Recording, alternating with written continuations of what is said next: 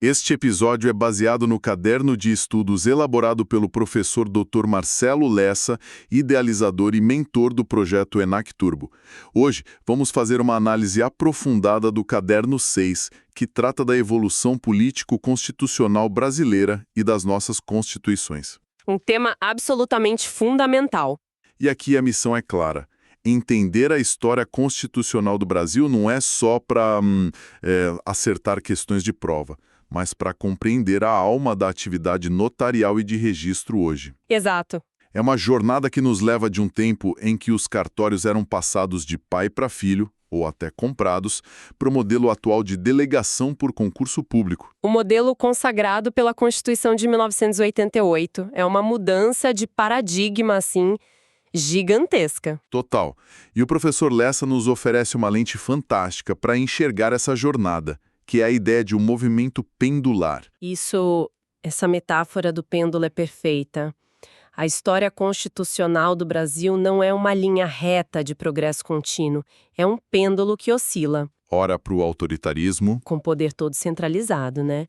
E ora se move para a democracia, com mais descentralização e mais direitos. e o artigo 276 da Constituição de 88, que é, o pilar de tudo que a gente estuda. Ele não nasceu do nada. Ele é o ponto de chegada dessa longa e, por vezes, caótica dança histórica. Certo. E então vamos começar a desembrulhar essa história. Se estamos falando de um pêndulo, precisamos ir ao ponto de partida.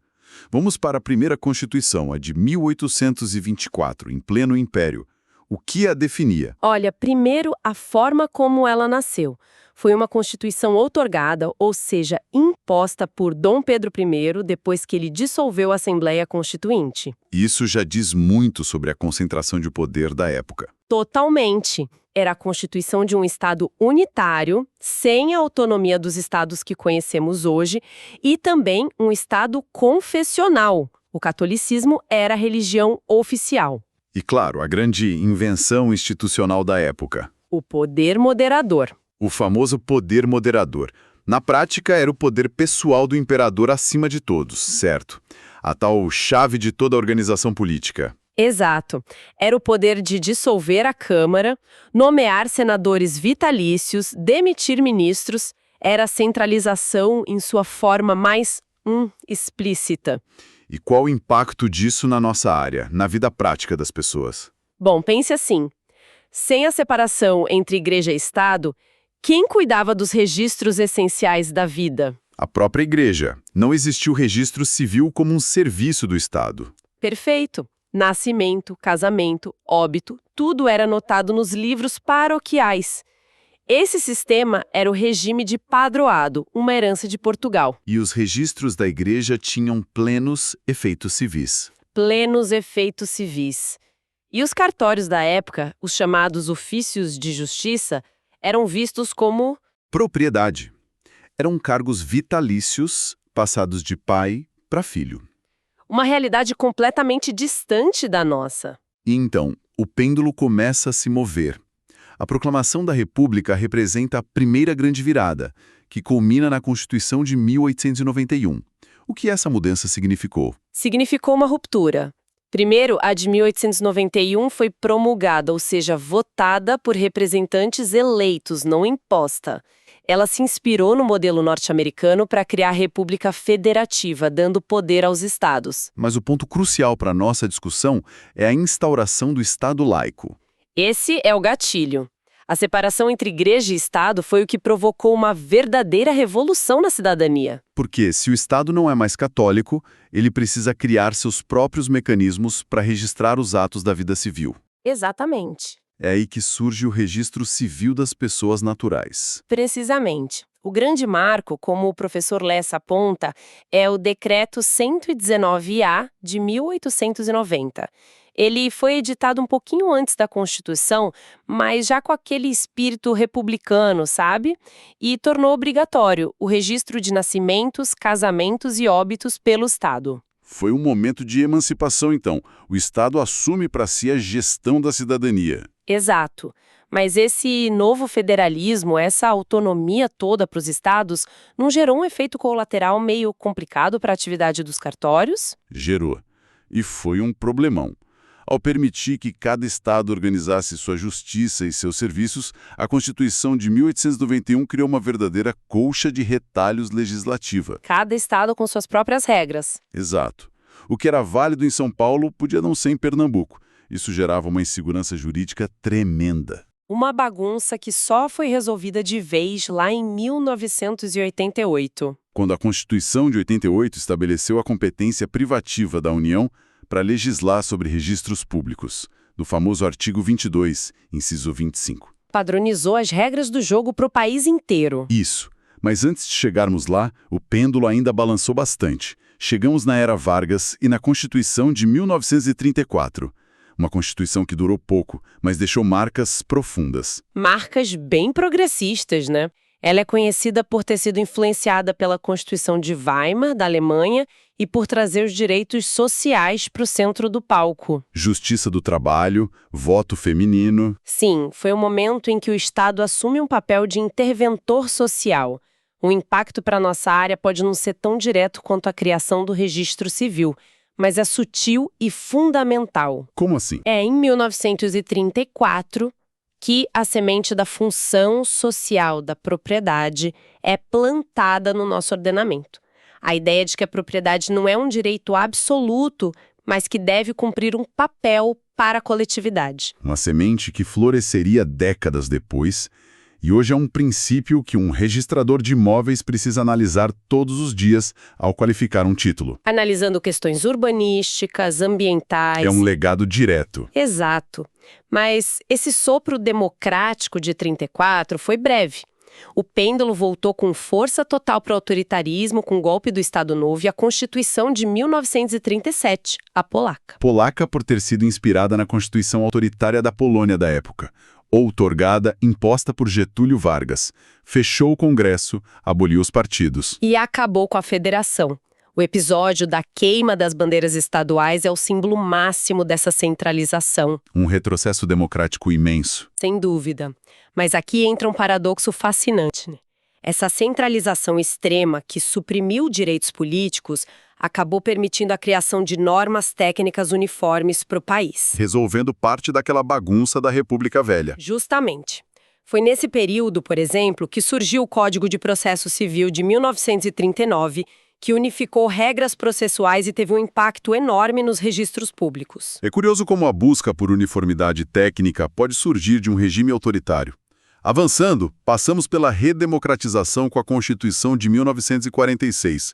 E, mais uma vez, o pêndulo volta a se mover com o regime militar. Que nos deu a Constituição de 1967 e, principalmente, a Emenda Constitucional número 1 de 1969. A Emenda de 69 foi tão transformadora que muitos juristas, como o grande José Afonso da Silva, a consideram materialmente uma nova Constituição. Sim, foi o auge da doutrina da segurança nacional, com um poder executivo hipertrofiado, supercentralizador, e nesse ambiente nasce outra peça legislativa fundamental para a nossa área, que, olha que curioso, está em vigor até hoje. A Lei de Registros Públicos. A Lei 6.015 de 1973. Uma lei brilhante, de natureza técnica, principiológica, que conseguiu sobreviver à redemocratização. E isso nos traz a um conceito jurídico essencial, que é, assim, uma aposta certa para qualquer prova, o fenômeno da recepção. Certo. Vamos detalhar isso. Quando a Constituição de 1988 nasceu, ela não apagou todo o passado. Ela funcionou como um filtro, né? Pense num filtro de qualidade. A nova Constituição olha para todas as leis antigas e pergunta: essa lei é compatível com os meus valores e princípios? E se a resposta for sim? A lei é recepcionada, ela continua valendo, como se tivesse sido feita sob a nova ordem. Foi o que aconteceu com a Lei 6.015. E se a resposta for não? A lei é considerada não recepcionada, ou seja, revogada. O Supremo Tribunal Federal não aceita a ideia de uma lei se tornar inconstitucional depois, sabe? Ou ela é compatível e é recebida, ou é incompatível e morre ali. Entendi. E isso nos leva, finalmente, ao ápice dessa jornada.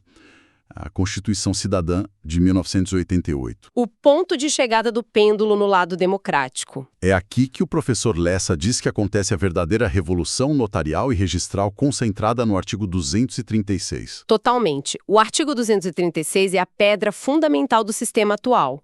Ele se apoia em 3 pilares que transformaram a atividade. Vamos a eles? O primeiro. O primeiro é a definição da natureza jurídica do serviço. São serviços exercidos em caráter privado por delegação do poder público. Isso gerou muita discussão. O delegatário é um servidor público? Não é. Onde ele se encaixa? A discussão foi longa, mas o STF bateu o martelo, principalmente na ADI 2602. A conclusão é que o delegatário é um profissional do direito, um particular, em colaboração com o Estado. E não um funcionário público estatutário. Exato. Por isso, por exemplo, não está sujeito à aposentadoria compulsória por idade que se aplica aos servidores. Ok. Pilar 1. Caráter privado por delegação. O segundo pilar é talvez o mais famoso e o que trouxe a maioria das pessoas que nos ouvem para essa área. Sem dúvida alguma. A exigência de concurso público de provas e títulos, tanto para o ingresso quanto para a remoção. Fim da linha para hereditariedade. Acabou. Fim do compadrio, do provimento por indicação. A meritocracia virou a regra absoluta, profissionalizando a atividade em um nível assim sem precedentes. E o terceiro pilar amarra tudo. A fiscalização pelo Poder Judiciário. Não adianta delegar e não fiscalizar, né? Claro. A Constituição entregou essa missão às corregedorias de justiça dos estados e do Distrito Federal. Elas são os guardiões do sistema, garantindo a regularidade e a qualidade do serviço. Perfeito. Isso nos leva a uma questão que é a pegadinha clássica de prova, a responsabilidade civil. Se um notário ou registrador comete um erro e causa um prejuízo, quem paga a conta? Aqui, a jurisprudência é consolidada e precisa estar na ponta da língua. É o tema 777 de repercussão geral do STF. O Supremo decidiu que o Estado responde objetivamente pelos danos. O que significa, na prática, que a pessoa prejudicada processa o Estado e não o cartório diretamente. Exatamente, essa é a lógica. Isso parece uma proteção maior para o cidadão e é. Por quê? Porque a responsabilidade do Estado é objetiva. Ou seja, não precisa provar dolo ou culpa do agente. Basta provar o dano, a conduta e o nexo causal. Facilita muito a indenização para a vítima. Mas isso não deixa o delegatário impune. De forma alguma. É aí que entra a segunda parte do mecanismo, o direito de regresso. Certo. Depois que o Estado indeniza a vítima, ele pode e deve processar o notário ou registrador para reaver o que gastou. E nessa ação de regresso, a responsabilidade do delegatário é subjetiva. Ou seja, aí sim o Estado precisa provar que ele agiu com dolo ou culpa. Perfeito. Como manda o artigo 37, parágrafo 6º da Constituição. É um sistema de dupla garantia, que protege tanto o cidadão quanto o próprio delegatário. Fantástico.